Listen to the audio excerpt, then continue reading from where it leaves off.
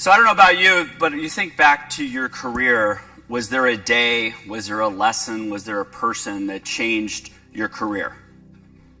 Well, I can think about several. And today, of course, I'm going to be talking about my relationship with Collin Morikawa. Now, I've been very, very fortunate to be able to coach this great game for over 27 years. And I remember back in 2005, in the spring, at a little golf course in Glendale, California, called Shoal Canyon Golf Course. I'm at the end of the range. I always am at the far right side, my little spot.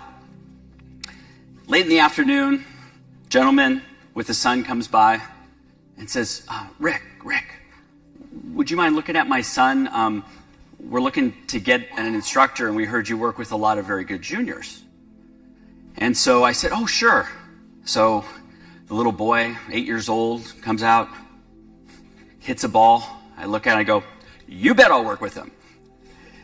I saw right there what we've seen a lot with juniors is that athleticism, that hand-eye coordination, that natural swing. And so at that time, I did not know that he had already had group lessons for a few years, right? But I've gone, okay, this is one of many juniors that I get to work with. And I say get to because it is a privilege for me to be able to work with a junior golfer. They love it, their passion, and I get to help them achieve their goals, whichever ones they are. Maybe it's high school golf, maybe it's also to get in college, and maybe it's to turn pro. So my journey as a coach has gone through its ups and downs. And when I first came out of college, I played at Cal State Northridge. Now, a little tidbit for all of you is that the last 2 years, myself and George Gankis were on the same golf team. It's like, wow, what was it like to be playing with George, right? Well, that's a whole other story. But for my background is I actually played all these other sports before I ever played golf. And that gave me a different perception as far as how to coach golf down the road, because I came from a lot of team sports, I came from tennis, and when I started teaching golf, I thought it was weird in how we did it, just on the range and just mechanics and such. I was a football player first, and I was a quarterback in high school for 1 year. And when I looked at how we developed the skill in football, I used some of that with golf. So for instance, you certainly would want a nice arm and good throwing motion. And I remember in high school where at the start of practices, I go, well, this is easy. I just throw to him, right? We're just doing post patterns. There's no defense, by the way, when we're doing these. And then we would have summer where we had, oh yeah, we're doing passing league. I go, great. There's some defense, but there's nobody rushing. And then finally we did, some scrimmaging. And I go, oh, those guys want to rip my head off now. And then there's different coverages and stuff. And I found out real quickly that I could have the best arm in the world, but that didn't make me a great quarterback. And so I took that idea into golf, is that just because I have a pretty swing doesn't mean I'm a player of this game.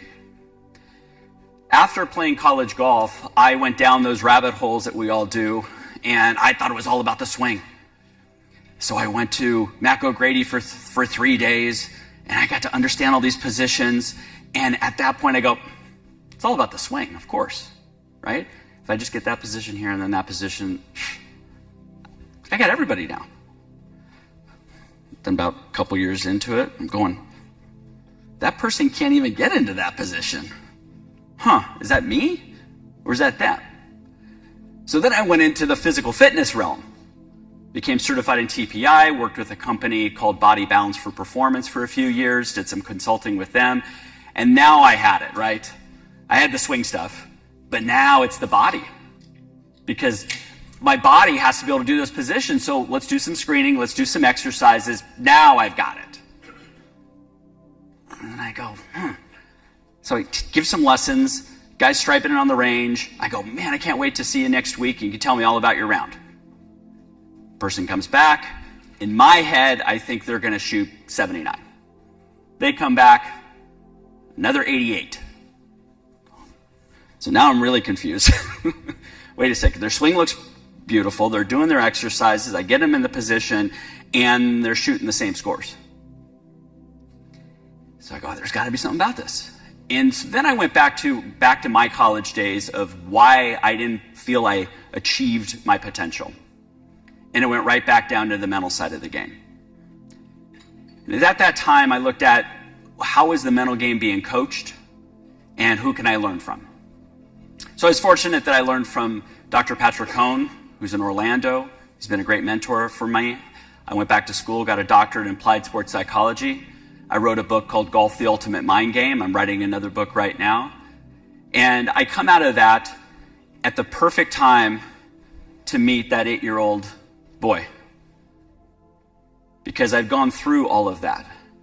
And now I can look at that 8-year-old Collin Morikawa as a complete golfer of how I could develop them.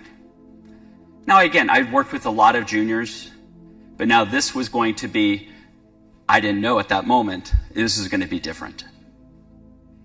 In the last 10 years, I've gone down other rabbit holes that have nothing to do with golf, because I believe who you are as a person and going out on the golf course is going to affect performance.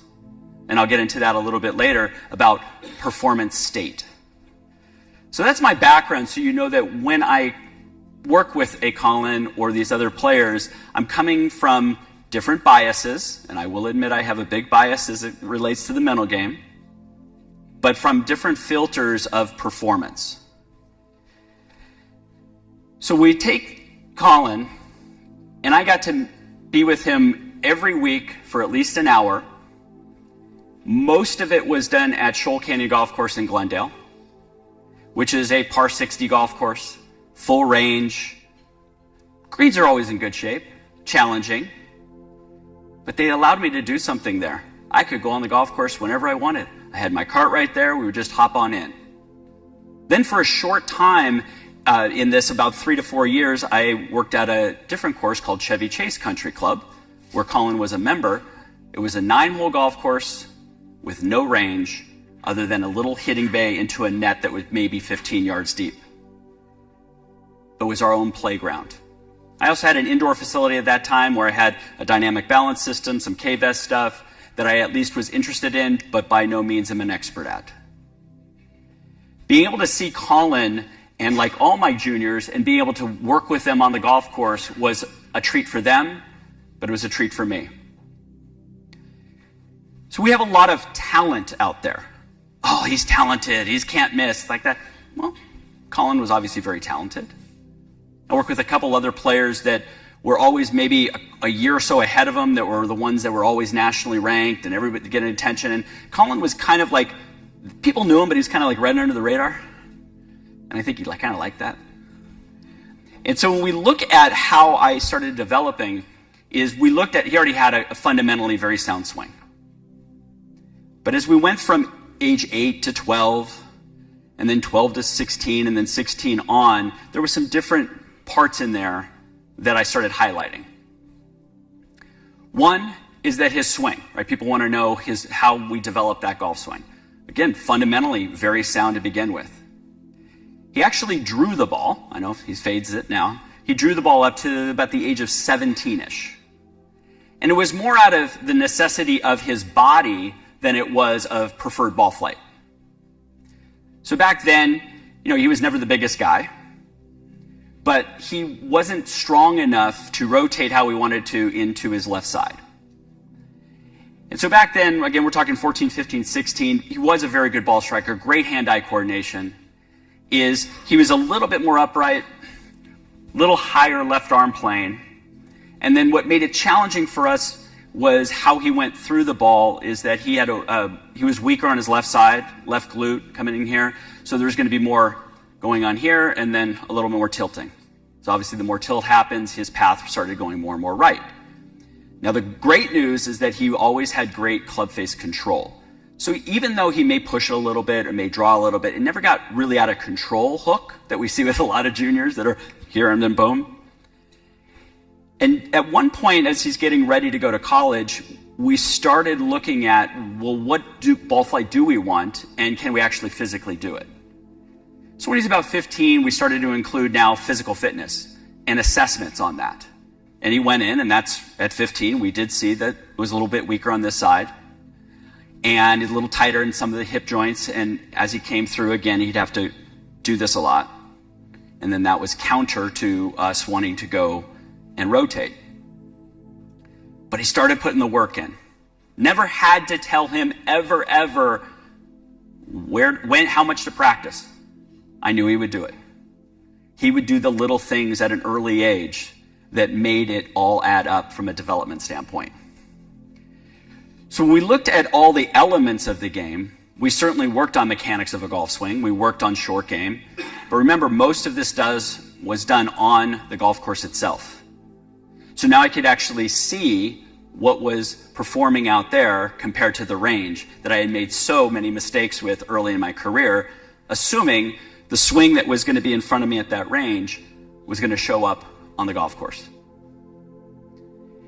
And part of when I say develop a junior golfer or develop a player is to get to know them more and really ask questions. And so I started including some other things like focus band. I was one of the first that had the old focus band that kind of had a bunch of different things and you couldn't really swing with it. And Jason Goldsmith, who a very good performance coach, came out, and I had Collin and two of my other best players at the time. We put him on focus band and putting. And so Collin was a little bit of my guinea pig on some of these things, but he loved it. So always curious, always wanted to know more. He always wanted to get better. And then I had him do this athlete assessment, which is a DISC profile, which is basically behavior and personality styles, to help him become more self-aware. Who you are can play great golf. That's my belief. You don't need to be somebody else. So often I get these parents that come in and say, little Johnny is talking way too much on the golf course. He's having way too much fun. He needs to be serious, like Tiger.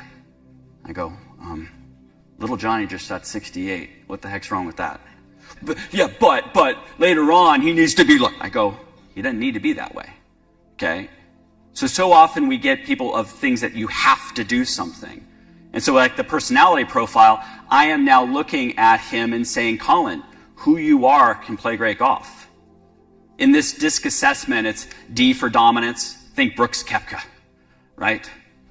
Goal-oriented, plays quick, right? Then you've got like an I, which is an influence. That would be like a Rory, right? There's a bounce to his step, a little bit more people-oriented. Collin is an S, a steadiness, calm, a little bit slower. And then a Bryson DeChambeau, which would be a C, the conscientiousness, right? It's about maybe perfection, but it's about numbers, it's about analyzing, it's about everything has to make sense.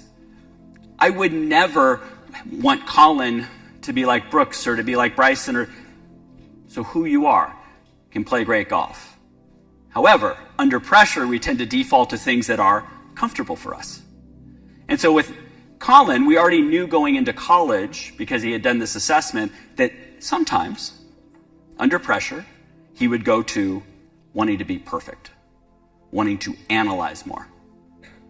But if you know his game, he's creative. He likes to see shots. He likes to do different things. But under pressure, let's not make any mistakes.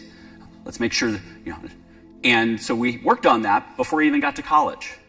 And then he would know afterwards, yep, Rick, I found myself getting in my head a little bit. So we had self-awareness tools as we were starting to build. And again, I'm not saying every student bought into this. A lot of parents said, no, I want perfect positions and I want this and that. I go, well, that's not how I coach. I certainly feel like I'm a very good swing coach, but we're looking at lower scores. We're looking at developing them a few years in advance. That's how I looked at junior golf. So often it was, okay, little Johnny's got the U.S. kids next week. We really got to get him ready. And I'm going, he's 9 years old. He really needs these points. I'm like, you know what? He needs to learn how to play golf in different environments, not just in his, one place that he always plays because it makes him feel good. And that's what I appreciate with Collin and his parents is they always trusted me and believed what I was doing. And then Collins has said in a few interviews later, he goes, I don't know, he was my coach. He said, go on the golf course. We're going on the golf course. I didn't know any different. But other people would look at it as like, wait, aren't you supposed to be on the range all the time? Aren't you supposed to, just hit balls over and over again? And that's just not what my method was. So I looked at these things as that Collin, like all my students, we're going to look at all these areas so the person knew their patterns of performance. Part of that is we had to be on the golf course, though. So as I mentioned, whether I was at Shoal Canyon Golf Course or Chevy Chase Country Club, 70% of our lessons were done on the golf course. And there were certain ways that we wanted to be able to do that. And this is, again, early on as a mistake when I was first 5 years of coaching, and I wouldn't even call it coaching back then. It was just teaching. It was just telling people what to do. I had a lot of information. I just wanted to tell. Then I shifted, I would call more to a coaching model where I'm asking questions, I'm having them experience things, and that's what the golf course became, is a playground. And again, not everybody has access to a course. I understand that. I was fortunate that I went to these facilities with that being in mind, even though you could call there's nicer facilities in the Los Angeles area, but they wouldn't allow me on the golf course. So now I had this playground for him and all my other players. And he really bought in. His dad was at every single lesson from the age of 8 to 18. Now most of you are going, oh boy, that must have been horrible. Greatest thing in the world. He came there and barely asked any questions, just sat back there. And later on I asked him, I go, Blaine, you show up to all those lessons, what? He goes, just, supporting my kid. And, if I hear something from you and we go practice, I just want to remind him of what we worked on. Never debated me. Never had any doubts. Now, I would have still, if you wanted to debate me, that's fine. But we know that there's these parents out there that their expectations are totally unrealistic, and everything's about short-term results instead of long-term development. So we would go on those golf course, and I had this one drill that I did all the time. And I remember on the first hole at Chevy Chase Country Club, it's a very narrow par 5, even though it's only like 440, but it's straight uphill. And there's rough on the right. And I remember one day dropping a ball in there. And Collin already kind of knew what we were doing, but most kids, 12, 13, would look at it and say, hey, coach, how do you do this? Which is the old teacher in me to say, well, the rough's going to do this, and we're upslope lie. And I said, Collin, how do you want to do this? So he would go, okay, well, I'm going to take out my hybrid, and he would talk the shot out, and then he would hit it. Whatever happened, we were doing what we call immediate feedback loop. Okay, what you just saw, is that what your intention was? He's like, nah, not really. That came out a little bit lower than I thought, and it got grabbed a little bit. I said, okay, you get another second shot. What do you want to do on the adjustment? And it could be a club choice. It could be maybe he's going to create something else, and then he'd hit a shot. Now, the third one, I would come in and say, hey, Collin, now, did you notice we had that upslope lie? Maybe we need to do this, and that rough's going to do this. And then you would like, oh, yeah, okay. And he would try my method third. Now, why this was important for him is he became a problem solver, and he could understand variables quite quickly by the time he got into college. People say he's very mature. He's an extremely mature, smart young man. He has always been mature. He's always been curious. And yet, we never looked at any shot as, that's a bad shot. We looked at like, that went a little left. I wonder why. Oh, yeah, I can think about it, Rick. Upslope lie, yeah, it's going to go that way. And then the rough caught it. Oh, okay. And so he always knew causes and effect of environment. So now he can make better decisions down the road. I wasn't just, and again, made the mistake early on, just telling them, jumping in, yeah, you're going to need to do this. Because I was limiting him in his problem-solving ability. I've learned a lot from my students when they come up with a different solution that I didn't think was possible. Like, oh yeah, that makes a lot more sense than mine. So they get to be a teacher to me. On the golf course was about play, it was about challenge, and it was about competition. Keyword was play. We had some fun. I love trash talking with my juniors. I just love it. And then dig them a little bit here, dig there. At the end of every session with Collin, we competed. 5 minutes, right? Okay, closest to the little hole here. Okay, who can make this putt, right? And he was one of those few juniors, we're talking at that early age, 8, 9, 10, who just looked at me and go, okay. Instead of, this is not fair, you're a professional. This is not. He said, bring it on. And then as he got older, I had to figure out which shots I'm really better at him than him. And then it started going the other way. And yet he always took on the challenge. And I feel competition is a wonderful way to do that. I think, and sometimes we start to shy away from a competitive mindset a little bit more. I think it's good for them to learn how to lose and learn how to win. And I think he always wanted he wanted the challenge. He wants the challenge to this day. With being on the golf course, we have that variability idea. Now, I loved hearing Bryson and how he practices now. Exact opposite of what I would have coached Collin. And yet in Bryson's mind, that helps him be confident. That helps him be committed. And I go, fantastic. But he did say when he was younger, he went on the golf course, he did learn different skills. Collin is about learning, and we could do that out on a golf course. So the variabilities are endless, as we know. Sean Foley was talking about environment as being a key indicator. I believe that. Yet we have all these different filters of how do we perceive that environment. And I wanted to make sure Collin looked at that environment as something to problem solve instead of a threat or a stress or, oh my gosh. It's like, yeah, this is boom, boom, boom, boom, boom. Okay, let me try that. And again, what I was stressing is let's make all our mistakes when we're 15, 16, 17 years old. And then when you go to college, you're going to be now more able to adapt quickly. So he took on those challenges, having a great parent system, again, so grateful for, is that they were there to support him. And that's a key part. They loved him, they wanted the best for him, and they trusted me. And part of that trust came from that I always told Collin, I told his parents that if I don't have the answer, I will find it for you. I never wanted to BS him or BS I can take care of that. No, we've went to a force plate person. We've gone to a K-vest person. We've gone to a putting person. We've got, I'm not an expert at those things, but I want to make sure as a coach, I wasn't going down the wrong rabbit hole with him with certain things. So you have this kind of little bit of a mini team, but he, again, always had great questions for us. So when we get into like mental game stuff, is being on the golf course was ultimate for me to do mental game. I could put somebody in a situation that made them maybe uncomfortable. And what that did was it helped us as he went to college. He went to Cal Berkeley.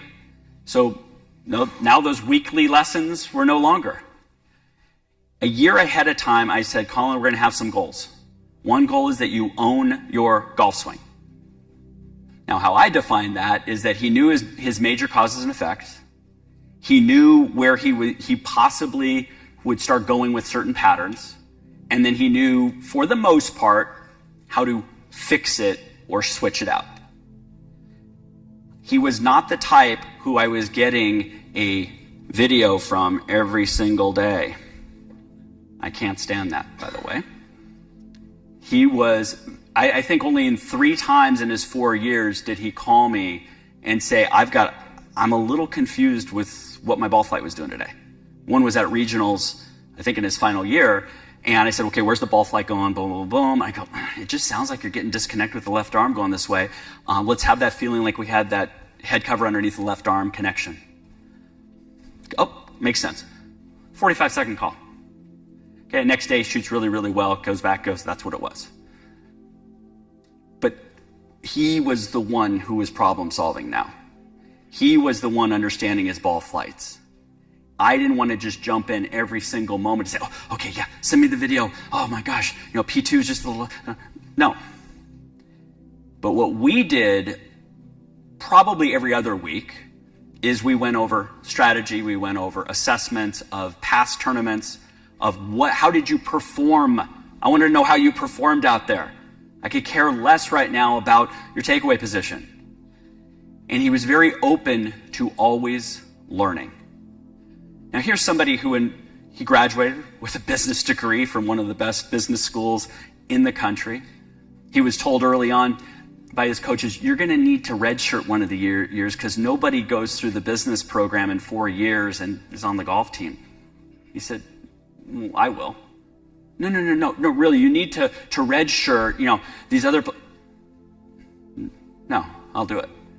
And he did it. That's the discipline, that's the focus that he has. And so I knew he had the academics that were very, very important to him. And then we go into, say, how am I going to help him when I don't get to see him as often? And that's where those bi-weekly calls would be checked in. We may go over it for an hour. He may talk about strategies. He may talk about club choice issues. He may talk about commitment to shot. He may talk about ball flight. But I wanted him to look at patterns of performance. What was ball flight doing? Was the ball flight caused by a mental or physical error? And then we would go from there. You got to remember, I had already been working with him for 10 years at this time. And I call it like the drip system. I can just drip information and drip it. Now, when people contact me, I've been very fortunate. People, want to work with me. And they expect me to fire hose what I did with, 16, 17 years with Collin. You just, do what you do with Collin. Right? It's not going to work. It's developing. It's we as coaches get to do little things every day to build and build and build. And fortunately for me, he trusted me and it's working and we make adjustments along the way. So in college, he had goals. But I'm telling you right now, his goals are always about mastery, not always about wins. He likes to win, but every day he wants to get better. So I think in college, we were trying to create somebody who had ownership of their game, which also meant they weren't going to panic as much if they had a poor performance. Thing that I appreciated most with him is college, and he talks about the word consistency a lot. I want to be more consistent. I hope I'm getting this stat right. I think he had roughly 55 events in college. He was in the top 5 over 50% of the time. The guy shows up. Okay? And that's part of where we still see that, making his first 22 cuts on the tour. I mean, he shows up. Doesn't care what the event. He doesn't want to put one more important than the other. He's there to play great golf. He is there to learn. He is there to enjoy that process. The final year was an interesting one, and I'll be completely transparent. He obviously the best player I'd ever worked with. He got up to #1 amateur in the world. I had worked with college players that were almost won the US Am, those type of things. But we were like, he knows he's going to graduate. What do we do in that final year? It's like, okay, he's going to turn pro. But we saw so many people turn pro and it just didn't translate, right? Now remember, I'm biased. I worked with him. I felt he was always going to have a successful career. What he's done so far, of course, has blown away my expectations for the first 2.5 years. And yet when we looked at that last year in college, we looked at it as like when you get and you do your NCAA national championship, you're pro next week, you got to be ready to go. There's no, so we're talking about equipment at this stage. We're talking about representation at this stage. And he's trying different balls. He's trying different things. Maybe in the short term, it affected his performance in some college events in the fall. By the time he got closer and closer, he was all ready to go. The other thing that he always pushed me was in his learning is to understand that could he adapt to different situations. And I think that's where when we start looking at his ability to prepare, I think he does just about as good as you can do. So you go from college now, which you have college coaches now who are in the mix. I was talking to a professional here about what happens when our players go to college, right? We don't get to see him as much. Now at Cal, I was fortunate, hasn't been always this way, that I had a relationship with the coaches. I'm not saying we talked a lot, but especially in his last 3 years when the assistant coach took over for the retiring coach, I wanted to make sure that this coach knew where Collin and I were working on. Because I've had a lot of horror stories where I get a player, they're talking to me all the time when they're recruiting him. oh yeah, Rick, oh, this is awesome. Then they go there and they want to change their swings and change this stuff. And I go, oh, geez. But fortunately for me, I had a good relationship with the coach. We'd check in every now and then. I would ask him, now, what patterns are you seeing from Collin? Are you seeing anything from a decision making or anything? So I get his perspective too, which I trusted. And their assistant coach at the time, who actually hung out with Collin a little bit more, I was talking to him. And when I went to a college event, I'm walking with them and I'm getting more input from them. Because I know even as Collin, as self-aware as he is, may not give me all of what's going on. So now we get to turn professional. And it's like, wow, this is awesome. I remember being at the US Open at Pebble Beach. He had qualified for that. And I'm standing on the range, and I'd work with a couple tour guys on mental game stuff, but this is totally different, right? I'm stepping on there, and there's Justin Rose, and there's Sean Foley, and I'm like, oh crap, you know? And then there was all these other players, and for a moment, I felt uncomfortable, right? I go, wait a second, you're supposed to be a mental game coach. Aren't you supposed to be nice, confident, and focused right now? I'm like, oh, I'm outside my comfort zone right now, right? And at that moment, though, it was important that we now added somebody to our team, his caddy. And that's an interesting dynamic, too, from a team standpoint, isn't it? Is that caddy, JJ, is going to be seeing a lot more golf shots than I am as the coach. He's going to have influence on Collin, on his behaviors, his perceptions, his decision-making. And so JJ, and again, thank you for bringing JJ. Again, he's awesome.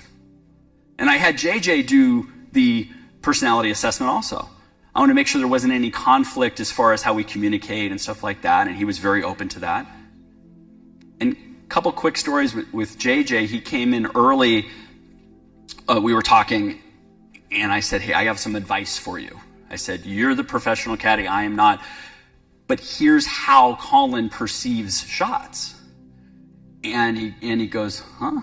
He goes, yeah, don't ever look at a number and think he's going to hit a stock blank. He's going, huh, okay. So we saw this really, really early in their relationship, where I want to say it was like a 158 number or something like that. JJ is already grabbing 9-iron and about to hand it to him, and Collin goes, no, give me the 8-iron. I'm going to grip down. I'm going to hit a little chip cut right in here. So JJ, who had worked with Ryan Moore for 8 years, it was everything was stock. Boom, stock, boom, stock. I said, JJ, give him numbers, have him perceive it, have him tell you what he's going to do. He will ask if there is any confusion, and then you can come on in and give your opinion. So that's where it was interesting, is that JJ was open to that, and he goes, oh, that really helped, because I feel like I have to give him a shot that I think he's going to hit. And I said, you sometimes will not know the shot he's thinking. And he's been wonderful, because JJ was an excellent player. He was a 2-time Division II national champion. I have so much respect for him, and he has become a second coach. He sends me video. He says, hey, we've got him a little misaligned here, or he's helped with some short game stuff that I wasn't, be honest with you, I wasn't very good at from a standpoint of like chipping off Bermuda. You know, he helped. So we have this team environment with the main goal that Collin's going to develop at even in higher level. So when you look at turning professional, it's been a blur for me. I will admit it's still surreal to this moment, is that he wins the Barracuda, and now we go, okay, he's got status, right? He's got a place to play. And then you go, and then plays okay, and then you got COVID year. It's like, oh boy, what's going to happen? Comes out of COVID, and the first event is at Colonial, Charles Schwab, and he gets in a playoff with Daniel Berger. Misses a 2.5-foot putt in the playoff. I call him, and I said, so, what did we learn? He goes, I wasn't fully focused in the present moment. I was already thinking about the next tee shot. That's never going to happen again. Disappointed? Definitely. Frustrated? Definitely. but it was always about what happened there. No blaming, no nothing. And so that is part of how we have always evolved. And I think what makes him different is that he has that curiosity. And that curiosity is kind of the mindset that he's always going to learn. He can always get better at these small little increments. So working with him as a professional, I'm out there probably every 2 to 3 weeks, every other event or so. Majors, I'm there all week. The Ryder Cup, which was a thrill, I was there. And I feel sometimes like a coach, like, what am I doing here? Because I don't do much. So on a Monday or Tuesday, we may look at his alignments. We may look at a couple things that he tends to get into. So I'm there for support. We kind of have a rule that after Tuesday afternoon, there is zero talking about mechanics. I remember walking down at Torrey Pines at the US Open. We're on 18 in the practice round on Tuesday. He goes, we're done thinking about the swing for the rest of the week. I go, great. Because we were working on a technical thing. His club head was getting a little outside. And we said, okay, what is our intention? He goes, just that smooth, disciplined, that smooth tempo on the way back. And that week, he said, was one of the best driving weeks of the year.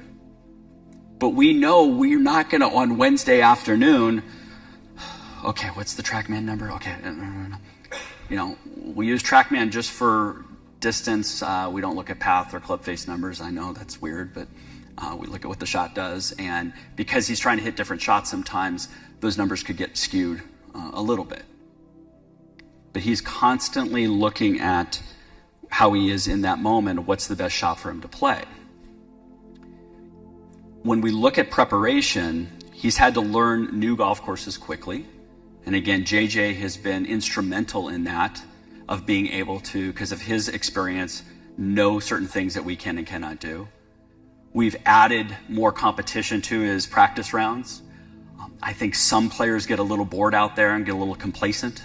And so we wanted to make sure we still got a little chipping game going on or something like that to keep them elevated. And then Wednesday became closer and closer to being able to focus on what's there for the week. We don't do a ton of stat review. He'll look week to week, obviously at strokes gained. We get a report from TaylorMade at the end of the season or periodically quarterly that we will look at. There's no real big surprises. I mean, he's pretty self-aware. JJ is very self-aware. I'm looking at that. But we don't panic if there's one bad week. We just look at there might have been something, let's say with putting, where he's a streaky putter, is there might be one week where the greens were just a certain way that we have to adjust for and such. So we don't go too much into stats, but we do want to really look at what caused the performance. And what separates Collin, I know I keep repeating a lot of the same themes. Extremely curious, takes ownership, very accountable. I have never heard him make an excuse in all the time I've been with him. One of my favorite stories is he's 16 years old. He comes back from an AJGA event at PGA National, comes to Chevy Chase Country Club. I'm on the green. I already know what he shot. Comes up. I always ask him, what did you do well? What did you learn? What do we need to work on? Those are my 3 basic questions every time. What did you learn? Okay. What did you do well? He had shot 84 at PGA National. He says, I had no control over the ball. The wind affected me. Now, I have other juniors or college players. So I saw you shot 84, which was his highest AJGA score. Yeah, because it was really windy out there, you know, and it's like, no ownership, no wanting to get better. They were blaming the wind on the 84. He said, I've got to do a better job of playing in these type of winds. LA, we don't get a ton of wind, so now I, as a coach, need to go, I got to help him with this. We just found a blind spot that we had not, it was exposed dramatically. When I talked to him, he just came back from Japan a few weeks ago, and he was hoping that the wind would blow at a higher level, more, because now he loves the wind. So we turned a weakness into a strength. He loves the creativity of it. He loves flighting irons. He loves picking different shots. But some people get stuck in, well, yeah, just the wind, it caused that, it's like that, and it's an excuse. And it's like, oh, man. Collin doesn't make excuses. And when I look back at our time, he was somebody who had a lot of these things in him. His parents were wonderful. I felt I helped cultivate some of these things and was a good match because we didn't get into a lot of technical stuff. He will ask me every now and then, certainly the cause and effect, and I might get a little more angle driven with him. He always wanted to get better and always believed he could. And he wasn't in what we call a fixed mindset. Nah, I've tried everything. Nah, I'm never going to get good at this. Always curious, isn't he? So 2 stories now on the PGA Tour that come to mind is early 2021, he's at his home course in Vegas. Mark O'Meara is a touring professional out of there. And Mark O'Meara, just what a generous man he's always been super nice to me, super nice to Collin. And Collin goes, why do you do that grip with your putting? What are you doing with that? And Mark said, well, it just helps him release a little bit more in here. And he goes, can you show me how that goes? And he goes, feels pretty good. Okay. I get a text from him. He goes, Rick, because I was going to see him the next day in LA. He was going to come for the Riviera tournament. And he goes, I think I figured something out. I go, oh, okay. And so he didn't tell me yet, but he shows up he goes, okay, watch this. He's like this. I'm going, what's going on here? He goes, work with me here. It feels good. I feel like I can release it a little bit better. Every now and then he got a little blocky at impact. And what's interesting about him is that he asks a lot of questions, but he has to process it, feels it, okay, and then he's all in. So Riviera that week, that's the first time he's got the saw grip. Stats, absolutely atrocious. Horrible. Okay? And we're there, and JJ and I after the round are like, what do we do here? And he's going, oh no, the putting feels great. So again, disconnect. Following week, he wins the WGC event in concession. He's in the top 5 in putting. Okay, keep processing it and processing it and processing it, and it works. And then the next week, he's at WGC on a Monday at concession course, and I wasn't there. And he was having a tough time off Type Bermuda, chipping. And JJ says, why don't you just ask Paul Azinger? He's a member here, for crying out loud. He's one of the best chippers of all time, what he does. And so Paul came over and saw Collin hit, and we had a little too much shaft lean, right? Kind of like that. He says, well, just kind of go 90-90 here and allow this hand to do this. And he's like, tried a few, maybe 5 minutes of a little lesson. Okay? He worked on it. He goes, okay. And he wins that week, right? I mean, it's these combinations that he's always open to learning. Now, there's times he'll ask people questions. It won't make sense to him. Okay, file that away. Not for me. But when he asks a question, you better give him an answer. And that sometimes I don't have that. So I've always respected that he's always searching for things because he knows how he's going to process that. Mastery mindset is an interesting one. In our day and age of rankings, and I'm talking more juniors here, right? Ranking points, and I got to be in this ranking to get college scholarships and stuff like that. They start focusing so much on that end result that they're not looking at, of course, the little things throughout the day, throughout the week. And so that mastery mindset is, I'm going to get better at this, knowing that of course will lead to those extrinsic kind of goals there.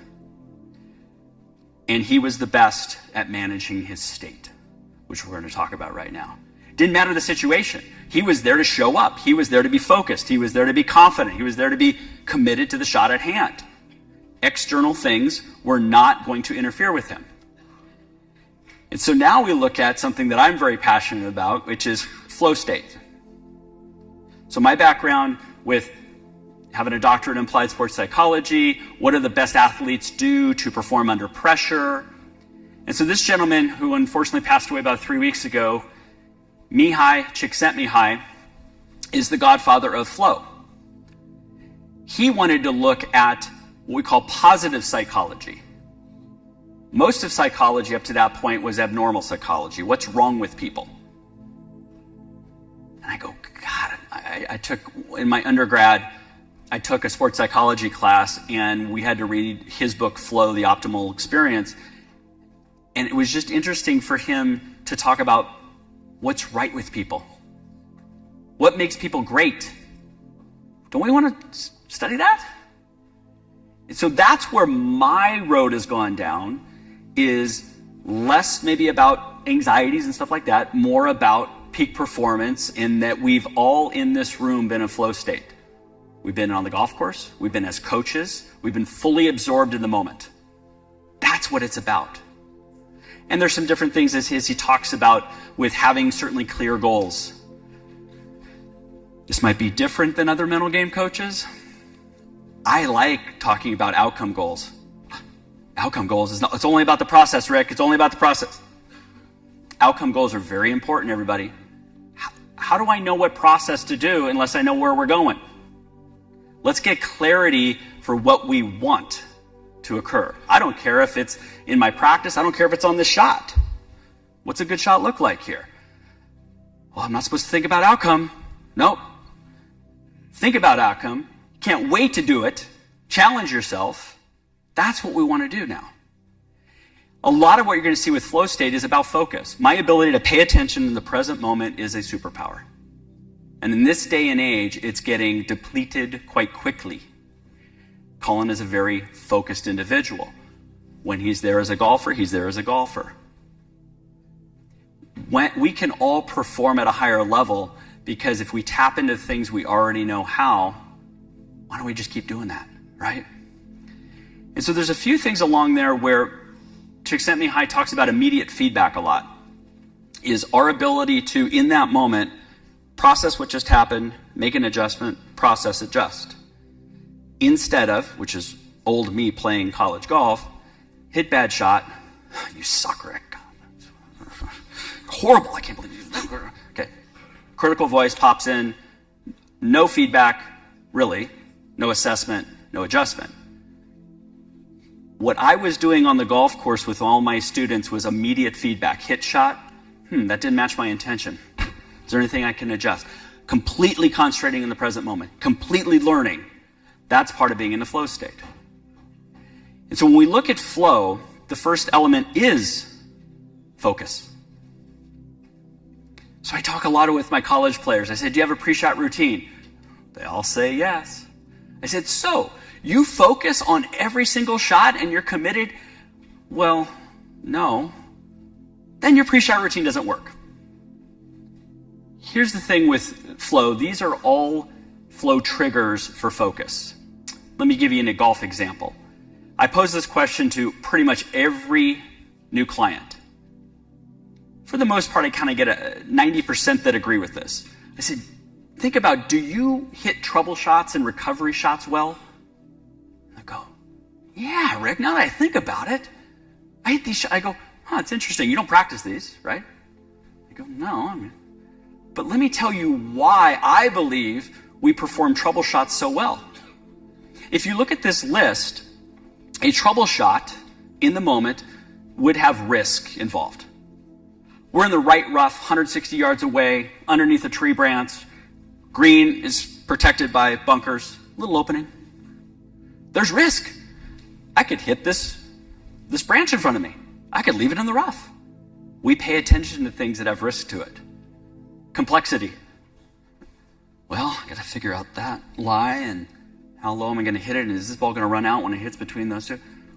Complex. We've got to figure it out. Unpredictability. You bet. I don't know what this ball is going to do in this rough, but I got to get my best option here.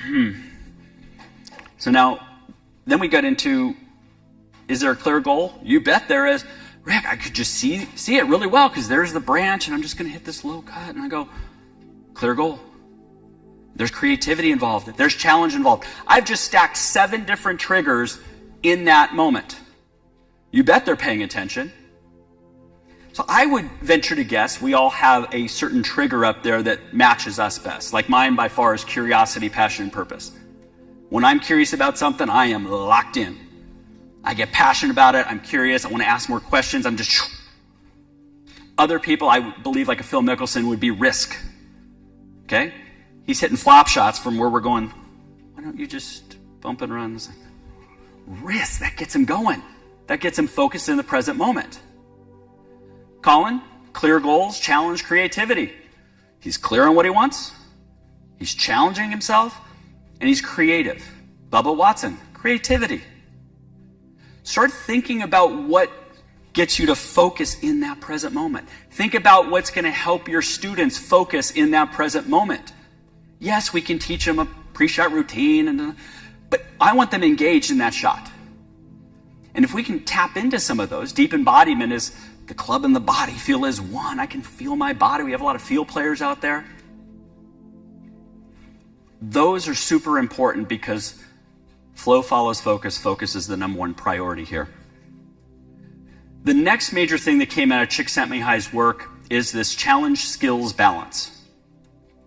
And this is how I best coach when we talk about states. Notice flow up in the right hand there, high challenge, high skills. So flow is about challenging yourself, not when things are easy. So I make that very clear with all my students. This is not about making things easier. It's about challenging yourself. There's a key word that I put here in parentheses called perception. So I ask a lot of players, I said, a lot of junior golfers, do you have the skill to hit this driver 280 yards within a 40-yard grid? Well, they go, yeah, Rick, I do it all the time. You've seen me do it. It's like, okay, so tomorrow when you're on the first tee, 440 par 4, it's required a 280 shot to 40-yard grid. Do you believe you can do it tomorrow on the first tee? Well, Rick, I don't know. People are going to be watching this as an AJGA event and all these... The perception of challenge went through the roof. They now said, uh-oh, I'm not sure in this moment if I have the skills to deal with all of this. The shot was the same. The same thing was required, but in their head, the perception had increased. So on the scale, what you would see would be that when we have high challenge and a perception of low skills, we get anxious and worried real quick. I'm not sure if I can do this with these people watching and that college coaches who I really want to play for. The skill is just a driver 280 yards down there. So when we get people who feel in the moment the challenge is too great, they now, unfortunately, it affects them and their state. The opposite happens a lot with very good players, by the way. So we talked about that idea with the trouble shot and how that the trouble shot could wake us up a little bit. It's challenging, yet in that moment we believe we have the skills, right? Yet the opposite happens all the time with good players. 100 yards, middle of the fairway, ball sitting up, middle hole location, no wind, no bunkering, wedge, 60 feet right. And they go, what the heck happened? Well, mentally, you believe that was an easy shot and you have all the skills, so you get bored on the golf course. You get bored, apathetic. You don't have a clear picture. Oh, I got this. This is easy. And then disengagement happens and poof, we miss the green from 100 yards and then we blame our wedge swing. We really want to challenge our players just enough to get their attention so that they can now be engaged in that moment. So a lot of times people ask me about, does Collin play his stock shot? I guess most of the time the ball's going to fade. But there's certain times that he is really going to see what he wants, challenge himself, and that wakes him up. That gets him going. He doesn't do this every week. He does a lot, but there are certain weeks that is not as crystal clear. It's not the same. we have to go back and remind ourselves what it felt like in the final group or the final of the PGA Champion 2020 or the Open Championship this year in the final round or the final play at Olympics where he got up the leaderboard, almost got a bronze medal. Those are state changes that he had. And that's what excites me as a coach is I want him to tap into that state more often. And I'm going to ask him questions. And sometimes it is very simple things. I feel prepared. His word at the PGA in 2020 was, I'm comfortable. Where does that come from? I don't know. But he was in a good space on that. So I look and I use flow all the time in my coaching. Remember, I'm looking for peak performance. And I want to know what's going to help trigger that on a shot-by-shot, round-by-round basis. Clear goals. Got to know what you want. We want to tap into intrinsic reasons to play. Let me explain that real quick. A lot of juniors, when they're 12, 13, 14, I ask them, why do you play golf? Oh, Rick, I have so much fun. I get to hit all these shots. I get to be with my buddies. Man, we're messing around. I get to go play with my dad. Oh, it's like that. I go, great. It's fantastic. And then when they're 16, 17, why do you play golf? I want to get a college scholarship. I want to make my parents happy. Yeah. I go, no, what are the reasons? That's it. Oh, man. So everything's for extrinsic reasons and rewards instead of the true love of the game. Collin has a love of the game. He can't wait to go out the next day and play golf and get better and ask questions. But so many people are obsessed with the extrinsic of what it's going to bring to me. Yeah, I practice because hopefully that means I'm on tour and then maybe I get some money and I get famous. I go, oh boy, good luck with that. Next thing is we want to increase challenges. In flow research, there's kind of a little sweet spot. If you can challenge somebody 1 to 4% outside of their current skill set, you're more likely to get them in a flow state. If, using like a weightlifting analogy, if I bench press 100 pounds and my trainer comes in, all right, let's put 50 more on there. Let's go 150. Well, one ain't going to happen, and it's going to spike anxiety because you know you don't have the skill for the challenge. But if I said we're going to put 1 more pound on, 101, you're going to go, okay, I think I can do it. It's going to take all my focus to do it. Now we have somebody engaged. I used to be the coach back in the day with unrealistic practice goals and unrealistic challenges. That was me. Now it's these incremental little steps along the way. And when we look at the idea of feedback instead of being critical voice all the time, I think that's a key indicator of flow versus grind. I hear the word grinding a lot. I'm grinding out there. You might still play okay, but that's not peak performance, by the way. I want somebody to actually enjoy what they're doing. And part of that is when we're in a flow state, the critical voice turns off, but we have that immediate feedback loop and we're learning and we're learning and we're learning. And really the last part of it is, we talked a little bit about the other night when Sean Foley's getting interviewed about meditation or mindfulness. I've taken plenty of courses on that. Regularly do it in the morning. I do not require all my students to do it. I just talk about ways for us to be more aware of our thoughts and our emotions and then how that might impact them on the golf course. Some people do journaling. One of my favorite new things, not new, it's 5-6 years now, is gratitude. I have a friend, he's become a friend. He's a neuroscientist at USC, Glenn Fox, great guy. He has studied gratitude and how it affects performance. So every morning, if I write down things that I'm grateful for, it will now create a new filter that in my environment, I'm going to be looking for things I'm grateful for. Most people, whether it's social media or news, they've already filtered what's wrong with the world. I'm going to keep on looking at things that are wrong. Some college players I get into entitled modes. Oh man, Rick, these coaches, and like I go, yeah, where are you right now? Well, yeah, I'm in Hawaii playing this tournament. I go, you got it paid for, D1, playing Hawaii, and all I hear is complaining. So I try to shift their perspective on things. And part of that is through being more mindful of what are the thoughts that I'm having, and then are those serving me or not? I am so grateful for be able to share with all of you. I thank Luke and I thank Golf Magazine for this opportunity to be able to present. I'm a very curious, passionate person who fortunately has had friendships with many of you and got to learn a lot about golf. But I think as I was talking to a lot of you guys this last couple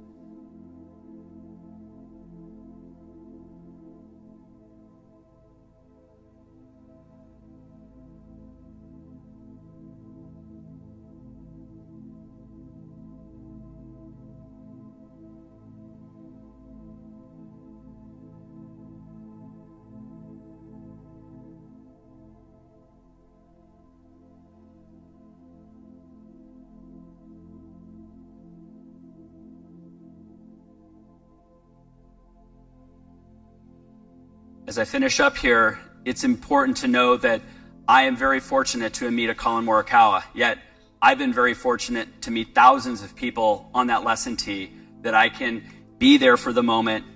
They're coming to me to help them with golf, and sometimes helping with golf is just the side, isn't it? We're helping them in life. So I'm very passionate moving forward to use some of these skills off the golf course also. As we look at a 16-year-old kid on the left there, and then an Open champion, been a pretty cool journey. And I believe it's just beginning, and I believe the impact he's gonna have on other junior golfers is gonna be immense because he loves golf, he's an ambassador for golf, and I believe he can be a different role model for juniors that it's okay to smile on the golf course. It's okay to have fun. It's okay to want to just go play golf and love it. So I appreciate your attention today, and if there's any questions, I would love to answer some of them. Thank you.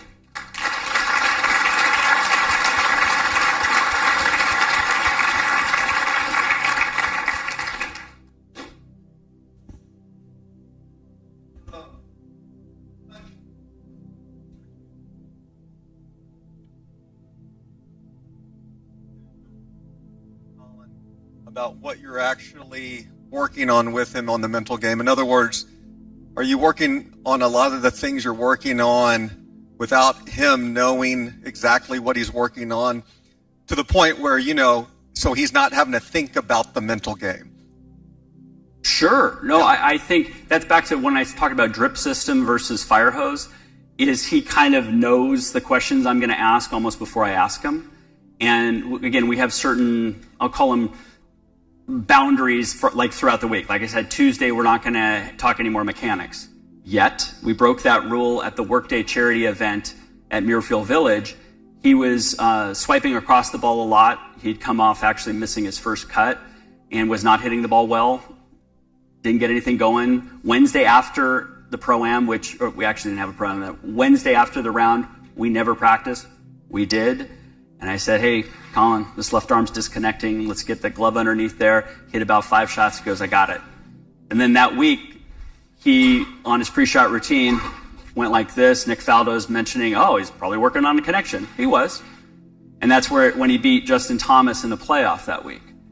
So when people talk about, oh, you're not supposed to have a swing thought, I go, he won with the swing thought. He went 19 under par.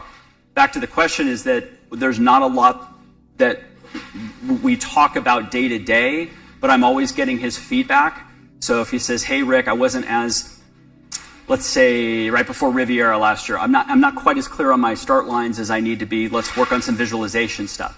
So I pose questions to him, but he already knows what we're going to work on. And when we're on site, there's very minimal other than strategy and commitment to shot, and that's where JJ comes into play too. Got the mic here. Rick, will you talk about how you create a separation between outcome goals in the moment? So the research on outcome goals is that, yes, very successful people have outcome goals, but they are able to detach from them, because if they can't, oftentimes it leads to inconsistent effort, not being immersed in the task at hand, and a unwillingness to take risks, which basically means not present, inconsistent effort, which means I try too hard to the point and then I just give up. or what happens, failure to take risk essentially means unstable confidence. Right. You talk about how you create that space between an outcome goal and having it, but being able to detach from it. Sure, a great question. So I pose a few questions to every competitive golfer. And I say, I have some players playing at Latin American Tour School this week, right? I said, what's your goal for this week? And they go, what do you mean? My scoring goal? I go, I don't know. You tell me what the hell you want to accomplish this week. Okay? And so let's say it's an outcome goal. I want to qualify for a Latin American Tour. Great. Then I say, what type of golfer needs to show up that week to do that? And this is where I get into strategy. So I have two players at two different sites. One site says the course is playing soft and very scoreable. The other one says the course is going to be windy and stuff like that. So the one that's windy says I need to be the type of golfer that can control my ball flight. I need to be the type of player who can look at and make sure I make decisions. And then we talk about even like the speeds of greens and how firm they are, right? I want them to understand the golfer that needs to be there is going to be making decisions. And then the final question I ask is, what type of person do you need to be to achieve those goals? And week to week, it might be, Rick, I need to be patient this week. I need to be committed to shot. And I said, how are you going to be committed? Well, Rick, remember that thing we talked about visualization? I'm not going to hit a shot unless it's an 8, 9, or 10 on my scale. I'm going with that this week.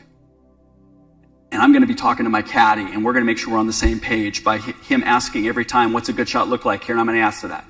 So I go from big picture down to performance-based stuff of strategy, now based on what is in their control in that moment. And they may have a different intention for the week. Sometimes it's confidence, maybe we're working on, maybe it's a focus thing, maybe it's a commitment thing. And then I always follow it up with, okay, what can you do about it? So we do a lot of pre-round routine stuff too. Maybe focus is something like, I'm getting so wired on that first tee. I go, great, let's introduce 5 minutes of mindfulness meditation at the hotel to set the tone for the day. That would help you. Oh, yeah, that would help me. Okay, great. And then we're looking at those processes along the way. Why I talk about outcome goals so much is that I think a lot of the players are starting to get scared of goals. They're starting to like, well, I want to win. I go, no, do you really want to win or not? Or top 10? I don't care. You just tell me. But if I don't do it, I go, if you don't do it, you don't do it. But I think we have to have certain behaviors that would match the goal, and I want people to embrace. Collin has said many times he wants to win every single week. People could look at that as like, it's just a young kid. No, he wants to win every week, and we try to create a strategy for him to give the best opportunity to win. Some weeks that is about how many birdies can I make.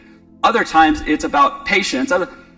Week to week may be different to achieve what we think is the same goal. So hopefully I answered that.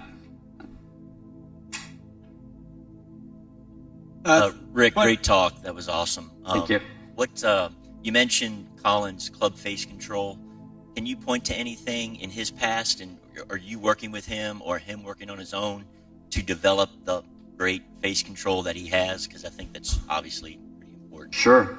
Yeah, he played other sports. He played baseball, basketball to the age of like 12. And again, this is my coaching bias. I do a lot of punch shot stuff with players. So I want them to be aware of afterwards what's happening here. I know it's after the fact, but I want them to have a better understanding of from delivery to exit. And so I do a ton of punch shots with my players. And I think for him, he was always very good at this. But I would stress that more and more, especially as he got stronger in his core. He could now do that punch shot without coming out of the shot. But there was very little rotation happening even at an early age. That's why I said even when he did this, he would push a ball a little, draw it, but it was never a massive flipper of it. And that, again, I love that. I like to keep that club as control. So I do a lot of punch shots. You pointed the difference between Collin 70% on the golf course and what Bryson's talking about now. Quick thoughts, is that more developmental, meaning Bryson was on the course as Collin was at a young age, and now Bryson talked about moving on to mastering that one shot, or is that more like a disc profile kind of a... Correct. What's your... Yeah, I think it becomes a disc profile is that if you see Bryson practice at a site, everything's measured because he doesn't want everything. With Collin, we don't measure a lot. Okay, and people could look at it, well, you got to measure it. And I go, he kind of knows why the ball's going where it's going, and we want to get creative. We want to play golf. And so a lot of our preparation is done with that. So I believe a lot of it is personality styles in a way. And if I told Bryson that you're going to be like Bubba Watson, it's like that, I think that would be a disservice to Bryson. You're going to, again, under stress, you're going to revert to what your comfort is.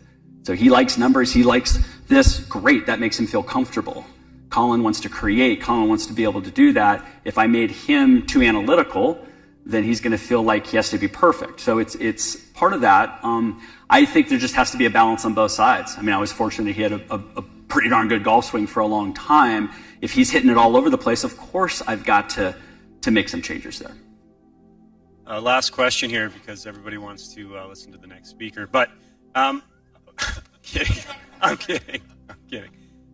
Really awesome presentation, Rick. Just to follow up on Mike's question, is there a particular club that you would use when you're working on the punch shots? Do you change ball position? And do you have him, hit little fades or little hooks, or is it mostly like, let's pick a target and drill it straight at it?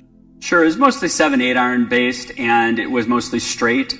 And then with Collin, and with my other, but specifically with Collin, we would talk about changing ball flights based on exit positions a little bit more. So I would always say, hey, this is again before his day, say, hey, Jack Nicklaus hit these fades. He exited this way. And then you had Justin Leonard hit draws like this. And I would have Collin go from punch shot here and then just keep it this way a little longer, or then go this way a little bit to now make it change a little bit more. But I was trying to keep the club face pretty darn neutral throughout that. And at first I would not change ball position. I wanted him to go from natural spot and then be able to feel that. So I wouldn't call it a true punch shot per se as far as flighting it, but it was more for him to feel and then see what's going on. Because certainly you get people who are recoiling, but they'll go, holy smokes, yeah, I can see that's happening, or whoa, I'm holding it off. And so that was my way to do that. Awesome. Probably helped his transition into playing in the wind as well so quickly. Yeah, exactly. All right, folks, give it up. Thank you. For Rick Sessinghaus.